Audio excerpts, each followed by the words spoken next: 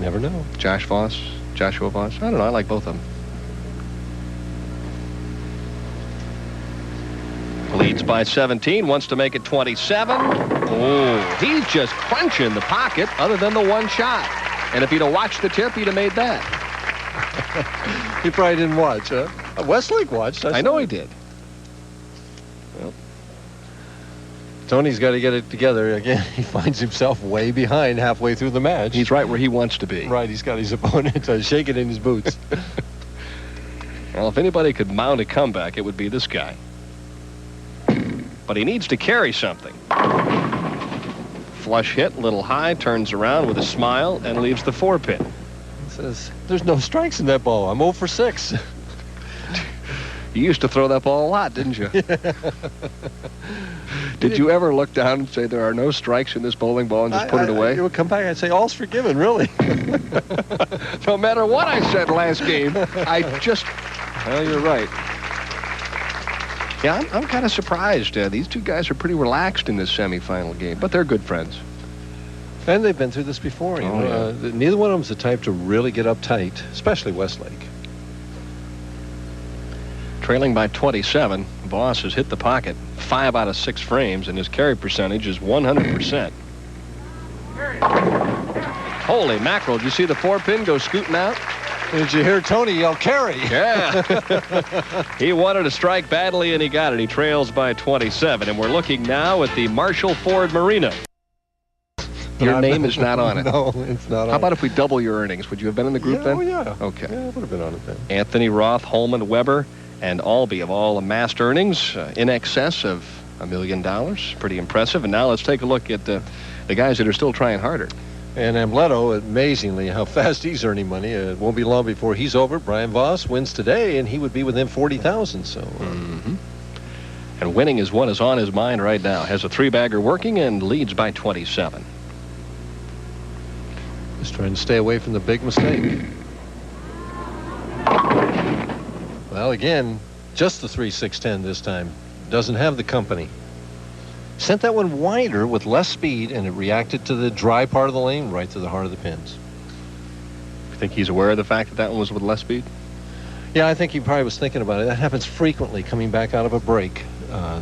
Either throws too hard or too soft because you've lost that rhythm, that feel a little bit.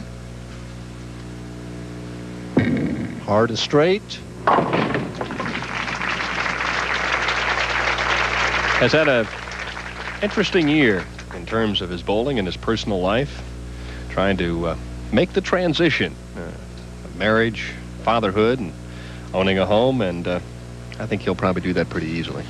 Well, I think Brian can do pretty much anything he sets his mind to do. He seems a very focused young man and very quality person.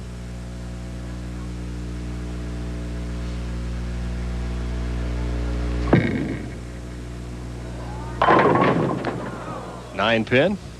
Well, we saw Parker Bone leave a solid 8. Now we've had the solid 9 left.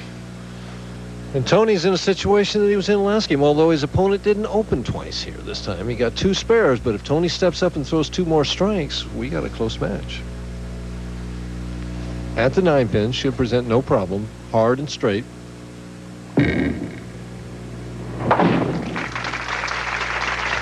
Westlake down by 23, but he does have a strike up in the 7th, so if he gets a few things accomplished here, he's right back in the match.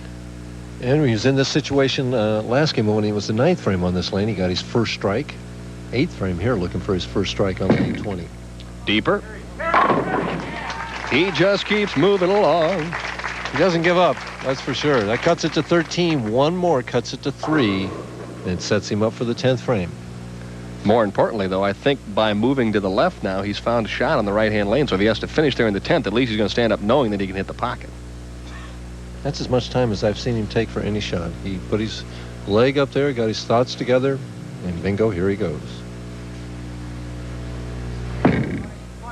Needs it badly. Ooh, good shot. Watched his follow-through. It's just a little short and a little quick, indicating that he just didn't quite catch all of it at the bottom of the swing. And that's why the 10 pin stood.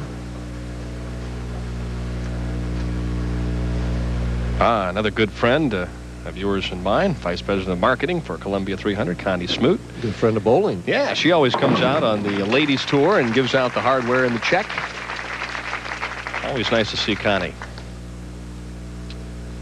Well, the home office isn't too far from here, down in San Antonio. That's why we've got all the Columbia folk with us here today. The fact that they're sponsoring this tournament. Well, sure.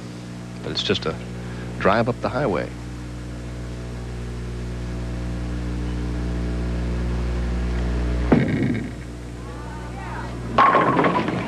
Well, there are shots that you have to make to win matches and to get to a title match, and that one was about as clean as you could execute it. And right now, that puts him in a nice situation that all he needs to do is fill 17 pins in the 10th frame, a spare and 7, and he's going to move on. Strike, of course, locks it up, and that's what he's looking for.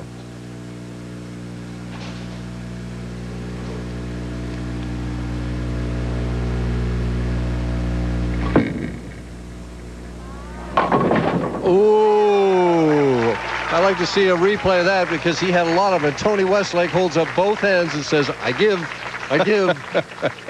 I surrender. The towel has been thrown in. Watch this. It snakes right through the 1, 2, 3. Double pinnacles up there, and they all fall. And Brian says, woo, ooh, thank you.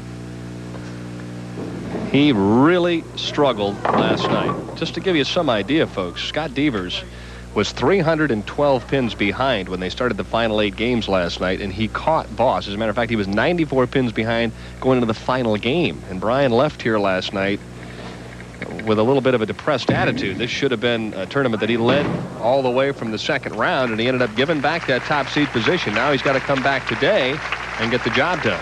And winds up the game with 2 doubles and a turkey to shoot 2-0. Never one to waste any time. Of course you can strike now. See, I told you, the right-hand lane, he made the adjustment. If he had struck on the left-hand lane, could have been a different match. Should have definitely been. Of course, you've got the secret for these guys when we're doing the opening, taping that ahead of time, you know, that you're betting them whatever, that they can't get 9. They can't get 9. And they never get 9. They always strike. That's right. Pros are trained to strike. So whenever I try and bet them a Diet Coke or a cheeseburger, they just can't get 9. Then they get on the show and they get 9s the whole afternoon. Crazy game, right? Yeah. A good sport, that Tony Westlake. He'll take third place money, which this week is $7,500, and he'll head back to his neck of the woods, Oklahoma City. Nope, make that Edmond, I should say. 199. Finishes with 5 out of 6 strikes, but he just got started too late. That 10 pin in the 9th was the telling story, because we could have had a tie very possibly here in the semifinal. 209 to 199. Tony Westlake finishes up third, and Brian Voss will advance to take on the top seed,